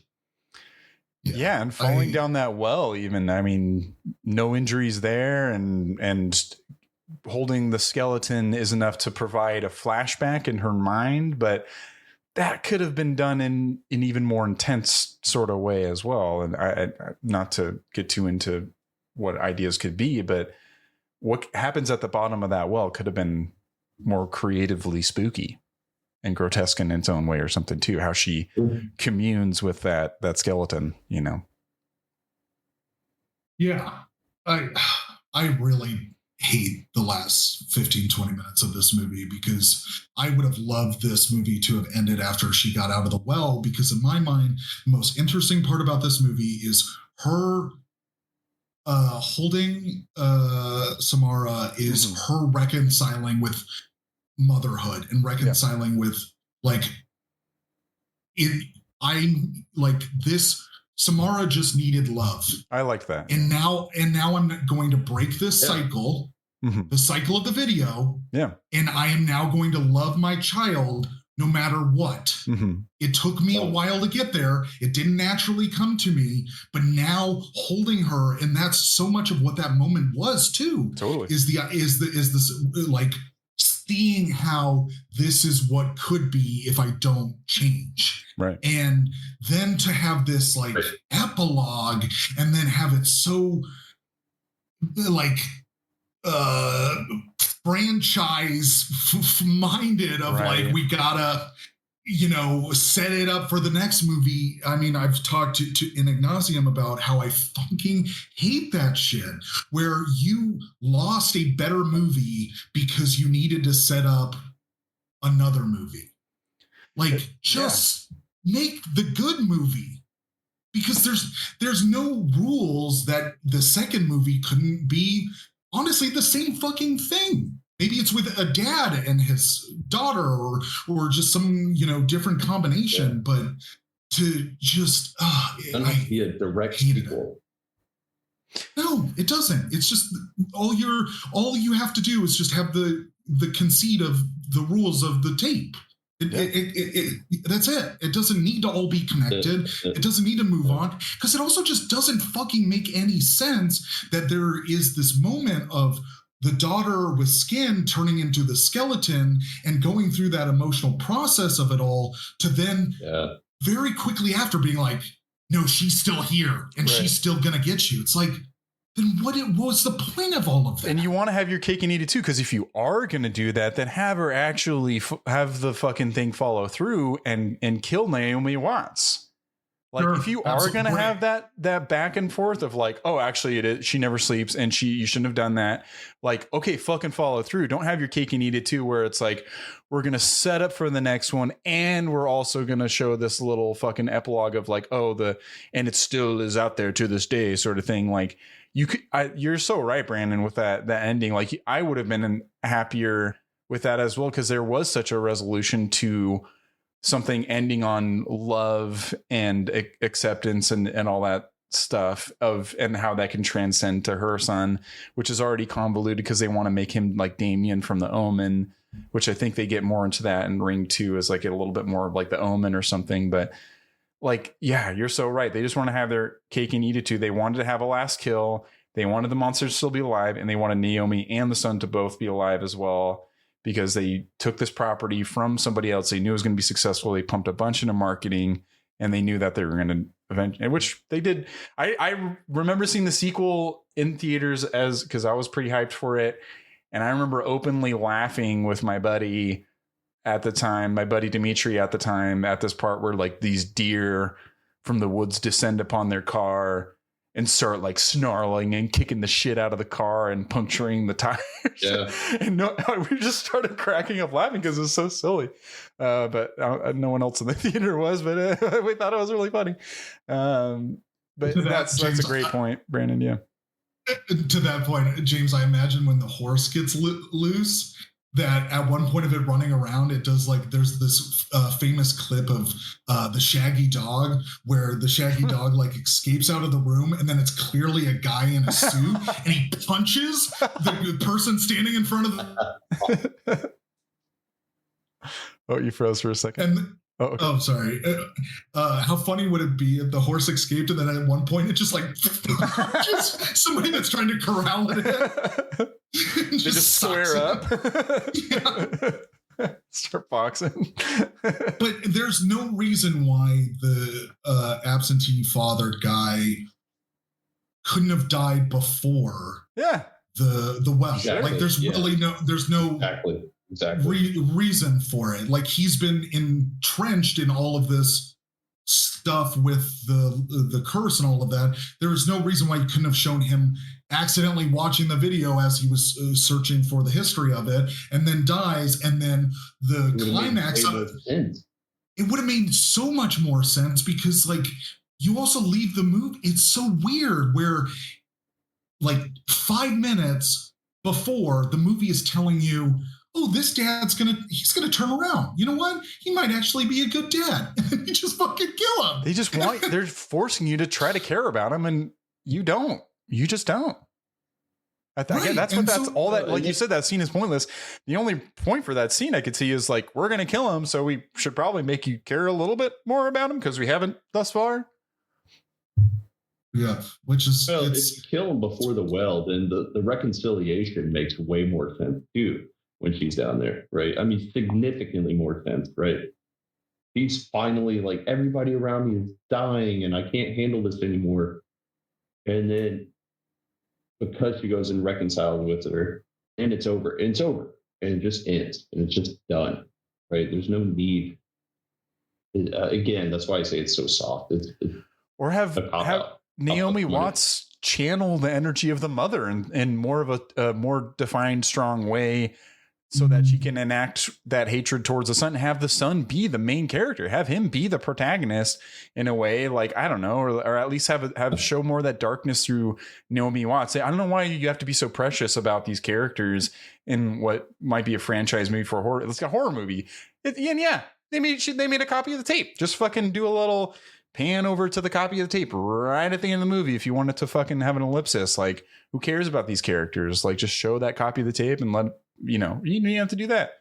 Just like, I like the idea. If you want to do another, like, there's another fucking tape. Who cares? A punch up I would give is that after the well, she goes to pick her son up off the ground by himself, have him like his nose is bleeding, or like allude to the fact that he now is going to become Samara, to some degree. And then you just end the movie right there. Yes. Like, just leave it at that. Just go, oh shit, maybe it's still going on, She like walks into his room and like, hey honey, dinner's ready. And he's like editing a videotape. He's like, I got Final Cut. Don't worry about it. It's a sample. It was a demo. I'm just trying it out. Don't worry. That's how you make a franchise film. You make him the next Samara, right? Yeah. That's why I just like a layup. You layup. Kill them both, and then put him in the foster system. It's fucked up and sad and dark. It's a horror movie, and then have him get adopted by Grace Jones. And then you get his backstory finally. So now you get runtime to tell his backstory of how he became that way. Yeah, perfect. It's a win-win. Maybe we just make that movie now. It's or like I'm surprised they haven't done the prequel of the making of the tape and the girl and the well and the mom and everything, and like, and it's what's interesting about that tape and everything. Like, when I was a kid, I always thought like, oh, this was some weird thing that was made in the 1800s and they somehow found a way to channel it into a tape because everything looks so old time. Not that video, but they found a way to like through dark magic create images from that time because everything looks like it's in the fucking from the Crucible or something.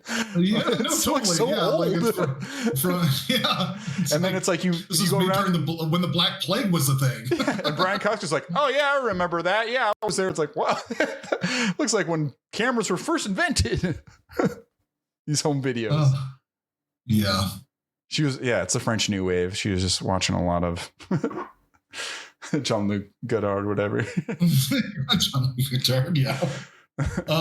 Well, I mean, I feel like we've definitely expressed our opinions about it, and I would like to hear a little bit from the audiences and critics as well. Before we take a break, is there anything else that you guys wanted to say that we missed? Because I don't have any notes. I think there was that line that was really funny where the lady's trying to explain it to her and yes. I texted that earlier in the Discord. Because Brandon and I were laughing at it too. It was like, no offense, ma'am, but what the hell does that even mean? It was like an extended period of like time where she's getting explained to it. And it's not that difficult. And she's like, speak English. Speak English. Wait, what the hell does that even mean? I mean, I took no notes. I mean, overall, I feel good about it. I didn't either. Cool. All right, we'll take a quick break and we'll be right back. We are back to the Polarized Podcast. What an ep. What a guest. Chip, thanks again, brother. Let's move on to some critics' thoughts. We're going to start with some critics' thoughts. They liked this movie. They gave it a 71%. The audience gave it a 48%. Let's hear from some of those top critics on Rotten Tomatoes. Keith Phipps, AV Club, give it a B+, it says here. Gore Verbinski creates an air of dread that begins with the first scene and never lets up, subtly incorporating elements from the current wave of Japanese horror films along the way. There's a Japanese horror film wave at this time. David Edelstein, Slate. The filmmakers have wisely stayed close to the original's mood, which is somber and flat, with quick, near subliminal inserts and a soundtrack full of watery grave groans and murmurs. Richard Schickel, Time Magazine, says it's an edgy, watchable film, but one that makes you feel more squeamish than screamish. All right, Richard Schickel. Yep, you dog. Let's take a look over at Mark Dinning at Empire Magazine. Gave it a 4 out of 5. As a concept, it's flawed. As a remake, it's good. As modern horror, it's a firecracker. What the hell? What the hell? And then we'll finish with Nev Pierce from BBC.com. Gore Verbinski creates beautifully composed pictures of unpleasantness throughout, moments that sneak around the memory for days after viewing. Let's, the critics, this is a critically favored movie, which is not something I would have thought. Now we'll move on to some audience 1-star reviews. We'll start with some Letterboxd from Hania. 1 star. Watch this with a TikTok-brained motherfucker who made me put it in 2 times speed, and it was still boring. Nicole gave it 1 star. I watched 5 horror movies today, 2 of which being straight to Netflix films with less than a shoestring budget. And this is inarguably the worst of the heap. This has every single terrible, awful, no good horror cliche that you could fit into a single feature film. And the color grading manages to make this film more blue than even Twilight. This is literally just a very expensively made creepypasta. Fun fact, the well the girl crawls out of is on my school's campus. So sometimes a group of us would just sit around it while eating lunch and doing work. And I think that's pretty cool. Whoa, that is a fun fact. Crazy to think that there's a well on a school campus. That's on a school campus. Yeah. Like, hey, that's the ring well over there. Watched by M, she gave it a 1 star. This wasn't even a little bit scary. Naomi Watts, I'm free on Thursday night, though. Whoa, Jesus. Hey, shoot your shot. Hey, yeah, whoa. Madeline Isabella gave it a 1 star. It misses the point of the original so utterly that I don't even know why they bothered making it. There's a whole bunch of hokey and artless CG tacked onto a script that strips away all the subtext and nuance of the original in favor of tacky Mother's Gone Bad and mental illness is scary bullshit. I hate everything about this, especially how the first quarter tricked me into thinking this would be okay. Yeah, there's some hate. We'll do maybe 1 or 2 more. Let's see from Dennis, 1 star. Upon rewatch, this is very bad. The child's performance is aberrant. The twist that Noah is his dad is also awful and randomly dropped. I agree. So many scenes that could be disturbing, like the horse on the boat, are ruined by comically bad editing and awkward performances. Some of the imagery is cool, but it's just ripped from the original, so no credit there. Rest of the movie is so boring to look at. I saw this in a theater with the Ring-themed drag show beforehand, which included a 3D animated Samara dancing to WAP. What? It was more enjoyable than the movie. What? That does sound fun. Damn. That sounds fun as hell. Wet ass pussy works on multiple levels there too. Yeah, it does. That's pretty good. Okay. One more from Sam Fox. I really wanted to come back to this and like it. So many people who I respect swear by this movie, and some even claim it's better than the original. But I honestly do not understand how they can think that. This film feels so stilted, like every piece is just jammed together and forced into working order.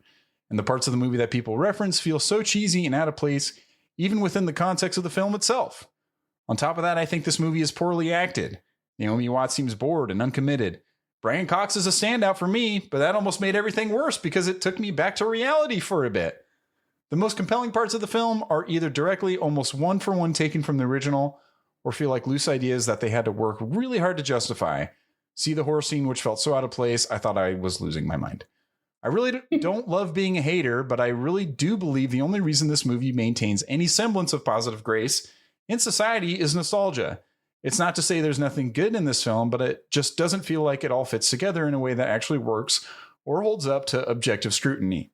Nostalgia is a great reason to love something, and I just wish people would accept that rather than try to argue this film's merits by tearing down the original. I appreciate this film for bringing J-horror into mainstream American culture, but I don't think it's worth revisiting beyond that. Very well. Brandon, nostalgia is worth it, okay? Like you got to appreciate nostalgia. Okay. All right. I think recognizing it is enough, and whether you appreciate it or not, sometimes to me is so subconscious that I have, like, nostalgia is something that I have no control over, and that it just makes me bias in a way that, like, if the Lost World Jurassic Park was up on the stand, I would have to abstain as a juror because I have deep-seated like bias inside of me that I have too many memories of, so it's like my childhood. I can't like, that was a VHS tape that was there for me in times when I needed to throw on something and watch some dinosaurs, because I was signed up to Little Gentlemen's Quarterly, and I was going through the phase of like, I don't know, are dinosaurs cool still or not? And it was a tough time for me. So you just got to abstain as a juror on some of these rankings of the movie that we just watched. And I would say, yeah, it's just surprising, just for the last little bit about the polarization of it all. It is, yeah, again, surprising that critics came out for this movie, at least representative on Rotten Tomatoes. And when I think of this movie as such like a, I don't know, passed around sort of hit amongst people getting their first DVD players and stuff and picking this one up or telling each other about it. And as far as a movie that you wouldn't have to be an adult to see, it's not R-rated. You can go with your friends after school. And I think that has a lot going for it as well. I thought it would for the audience. And then, I guess it was just surprising that the critics came out for it more. But Yeah, and then if you guys have anything else to say about that in terms of those reviews or the polarization or anything, otherwise, I love to hear your final thoughts, Chip. Yeah, I mean, I think when it comes to the critics, generally it seems like critics love bad movies and they hate good movies. That's just kind of and that's just kind of how it fits, right? Or at least, whatever the audience loves, critics generally are not going to like. But no, for me, so my take on the movie is it checks all the boxes for me. So from a suspenseful or horror type movie, it runs through the gambit of, okay, let's set the stage. Let's do the cheesy overtones or undertones of, something's going on. We got to figure out what it is. We don't know what it is. And then we're going to throw in, the high school teenagers, and then the one person who's loosely affiliated with it is going to be the main character and all that. And they go through it and solve it. And I really like that. I like the suspense of the movie. I like the little jump scare parts of it. All of that really works for me in terms of this movie. There is quite a bit in the movie that is unnecessarily added in. A lot of stuff that we don't need to know about. It's wasted film. It is wasted storyline where we could have gotten a lot more and made an even better story to it. That being said, overall, I like the movie. I don't want to give it too bad of a rating, but I think I'm going to have to go with, I wanted to say 69 because it'd be funny, but I think 65 overall would be my rating for this. All right. Nice. Very nice. Go ahead, Brandon. All right. So I didn't really care for this movie. I think a lot of my issues with it is that it's unfocused. It meanders a lot. It isn't as scary as I want it to be. And then ultimately, some of the most effective horror movies to me, I leave watching it and still am freaked out by maybe I'm going to get cursed, or maybe something bad's going to happen to me. And it's weird now seeing this because it's so, in my mind, ineffective in a lot of ways of making the curse scary, that I don't feel any sense of I'm in danger because I'm not going to watch the movie. So it's not like it's going to come after me. But I've spoke my piece too. It's this film would be 10 times better if it really was more laser focused on the relationship between Naomi Watts and the son, and really hunkered down on that and went through generational trauma could be at play that could have easily been dug in more and expounded upon. And then just the idea of recently we watched Eraserhead, and a little bit of that came up for me in this, is that idea of Eraserhead is like the tape that you would find. You're like, what the fuck is this? What the hell? I'm cursed now. But that idea is really fascinating in a modern world where we all work a lot, and there's so many things in society that are taking our attention away from things that it would behoove us to spend more time, fostering and getting better at loving, at being more attentive and all of that stuff. And this movie couldn't give a shit about any of that. It posits some of it, sure, but the follow through on it is pretty horrendous. And then, like I said before, the ending of this really drives me nuts because of my overall philosophy on movies and media, where creating franchises out of things with that kind of intent is flawed. I don't think you should do that. I think, at least, I just don't think. I was trying to think of maybe situations where that does make more sense, but fundamentally, no, you shouldn't. It shouldn't be like that, where you're like, well, I'm not going to get into everything because we'll just wait. It'll come up in the second one. All of that really drives me nuts. And that is essentially what the last 20 minutes of this is, just setting up like, oh, get ready because it's going to happen again. And so really do not care for that. What am I going to give this a score of? I'm going to go 35%. 35. I like that number. I don't know why. It's just one of those, you know how you just like numbers. Yeah, 27 is my favorite number. But combined, we have 100 here. So. Oh. Okay. Well, you guys team up and make that Ring prequel. I'll be the girl. Okay. I'll be the little gentleman. Be the little gentleman. Okay. Chip, you can be Naomi Watts. Mm-hmm. Or she's not around at that time, but there'll be flash forwards and. No, I'll be Amber Tamlin. I'll be the horse. Got it. Nice. Cool. Yeah. Sweet. Very cool. Yeah, this is one where going into it, I was excited to revisit it because it was, like I said, one of those big time first scary movies for me that was very effective. And the way that I remembered it is like how you remembered, almost like how you remember a dream. You can't quite explain it. You can't quite re-experience it, but it just hit you at that time so well. So watching it again now, because it is just a physical thing that I can revisit, and it just, the movies stay the same, but I guess I have changed because it just, and time has gone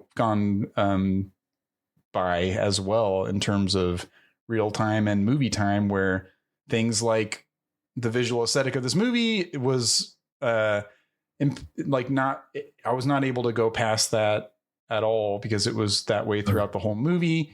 And that was rough. And that was something that did not hold up well. And there were just other glaring things that did not hold up well that we've talked about a lot in this podcast. Overall, I felt like it was entertaining enough where I wasn't ever like, I just want to turn this off. I think it definitely has moments and it'll kind of pick you back up again in ways like the horse, which I think is unnecessary, but also effective to me for some reason as just being a spooky thing, or the fly, or those little bits that would visit her in her moments of investigating things. But as a whole, it doesn't really fully come together. It just works still for me, I guess, just barely as like an slightly above average sort of way of working me through this premise that I think is a pretty strong premise. And it makes me want to go, like I've probably wanted to do when I first watched this movie, is go back and watch the original, which I just haven't. But I think the premise is solid and the execution leaves more to be desired at this point in time. And it just doesn't hold up as much as I wanted it to, unfortunately. Thinking I did not remember that's how it ended. And that was a frustrating thing for me to have so much build up and have that moment of a resolution with her holding the skeleton and showing her love and putting her to rest, her spirit to rest or something like that, and immediately take that back. Yep. Can work if you're going to actually take it back and follow through with something even darker, but it falls somewhere right in the middle, which it was very frustrating this time around. But I'll maintain that it was entertaining enough to warrant a slightly above average score and put it right in the fresh area for me on Rotten Tomatoes, which is 62%. I'll do a 62% and nice. Kind of close there with Chip. Maybe there is a little bit of nostalgia for me that I'm not fully aware of, but we're going through the motions of this movie because I'd seen it enough growing up that it was still worth it for me to watch, and I could see where it would hold up for some people still today, and why that concept was revisited in another way with Rings. And I'm just curious to see how that plays out, so I might check that one out too. But for now, I'll leave that there, and probably won't be a super rewatchable one, but it's a concept that I think was worthy of getting a movie made of it, even though it's a remake. And overall glad I watched it with you guys last night. Before we say goodbye, I was wondering if you guys want to play a little game. Yeah, let's do it. Yeah, that sounds great. We're gonna play which one? The Ranker game. I guess I should come up with a better name for it, but it's the Ranker game. Where I will be giving you guys lists on ranker.com where the movie The Ring is present on, and I will be asking one of you to tell me, where do you think The Ring lies on this list? And then it will be up to the other one to decide if it is that rank that the person gave or if it is higher or lower. So is there a parameter? Like how long does the list go?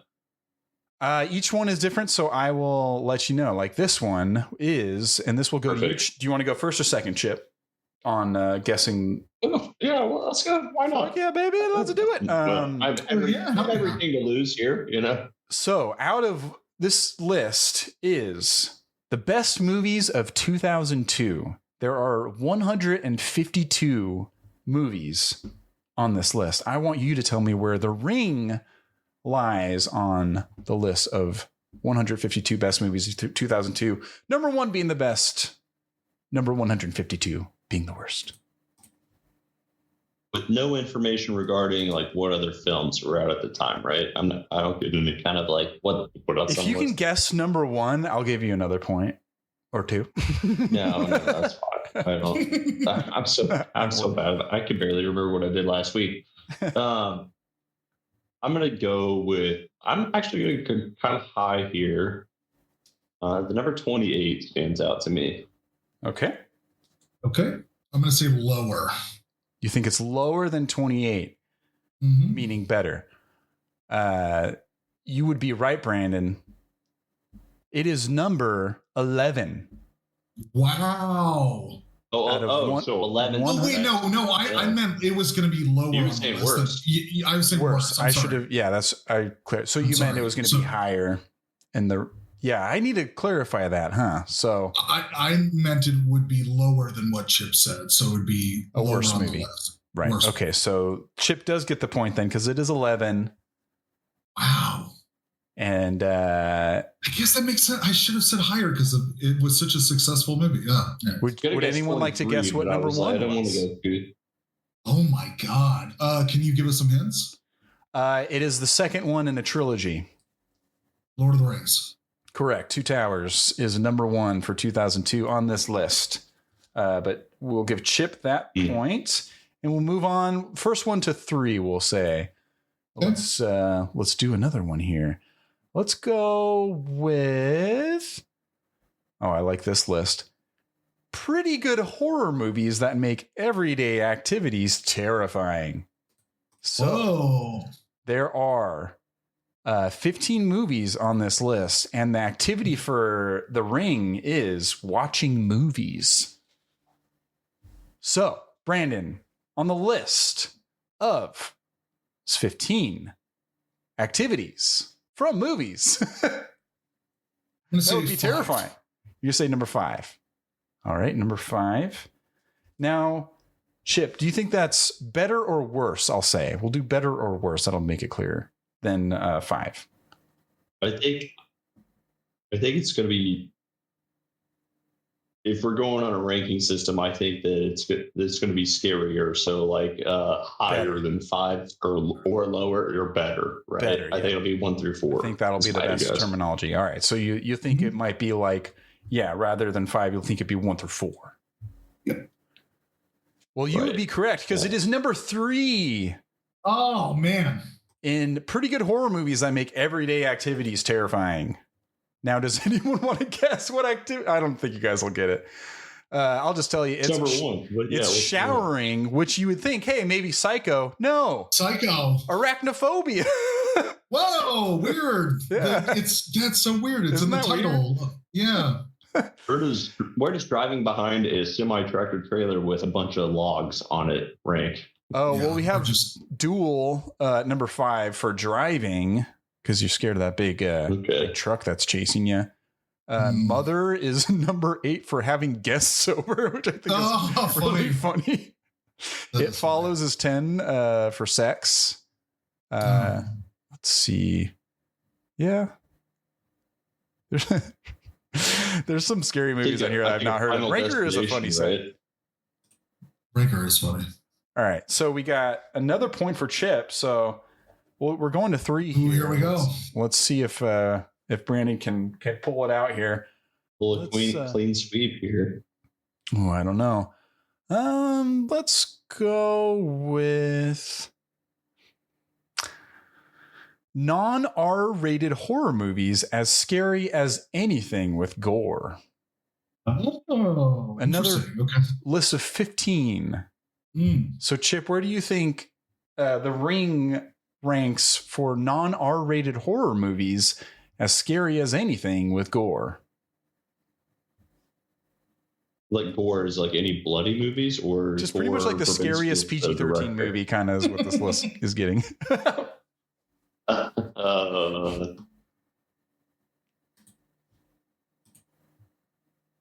Man, that's tough. I'm going to say 3. I'm going to give Brandon a good out here, but I'm going to say 3. 3. Okay. What do you think, Brandon? Is it better or worse than 3 out of 15? Is it 1 or 2, or is it 4 through 15? Worse. So 4 through 15. Uh-huh. You would be incorrect. It's number 2. What? Number 1 is Insidious. Okay. Oh, wow. Number 3, The Grudge. Number 4, Poltergeist. Number 5, It, 1990. Number 6, The Sixth Sense, appropriately. Chip, clean house, triple hat trick in the bag. Anything you want to say to your fans?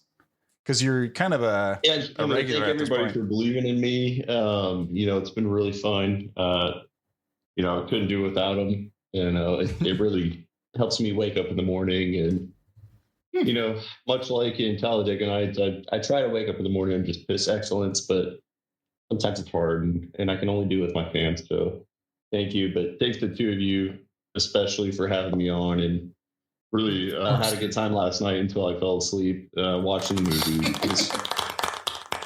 It's a good time. And I hope to someday be a guest on your show again and talk about something maybe scarier, perhaps, or otherwise. So, but thank the 2 of you.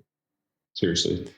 Oh, we appreciate you, man. Our absolute pleasure, and taking time out of your day to talk about The Ring with a couple fellas like us means the world, because it's it makes us just happy campers to be able to go over the history of movies in a way. And this one, I don't know, is representative of history of movies in my own life, because it hit me at a time, and to revisit it makes you come to terms with the movie and yourself a little bit. And then you're able to kind of, reminisce and bond with your best buddies. So I don't know, it's always fun for me. And it's been fun going through, more scary movies as well, 'cause it's been more recent venture of ours. So thank you for joining us on that. And, man, fun times.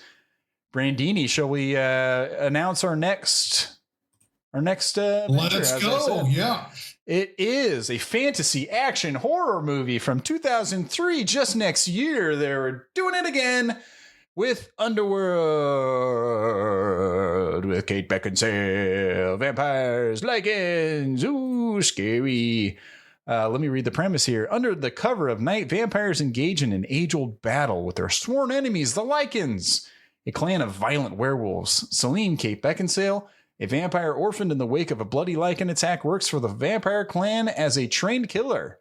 When the lycans take a mysterious interest in Michael Corvin, Scott Speedman, an exceptional mortal doctor, Celine struggles to save him from Lucian, Michael Sheen, a ruthless lycan leader hell-bent on ending the vampire bloodline. And the score from the critics is 31%. The score from the audience is 79%. Very polarizing. Welcome to the polarized universe there, Underworld. Can't wait to have you. And it's been a true pleasure having you there, Chipperuski. And as the forever guest, I must say, Brandy, yes, what a goddamn amazing host you are, my friend. Oh, stop you. Oh, I'm James, just the guest. I'm just a guest here. No. I'm just a freaking guest. If you'd like to watch us live, we're on twitch.tv/PolarizedPod. When we decide to record, we stream it live. Hope you join us for that sometime. Send us a line at polarizedthepod@gmail.com. Rate, review, subscribe on wherever you're listening to this, especially Apple Podcasts. That would be yes, please. Choice. We love you all, and we'll see you next time. Bye. Bye-bye. Hello.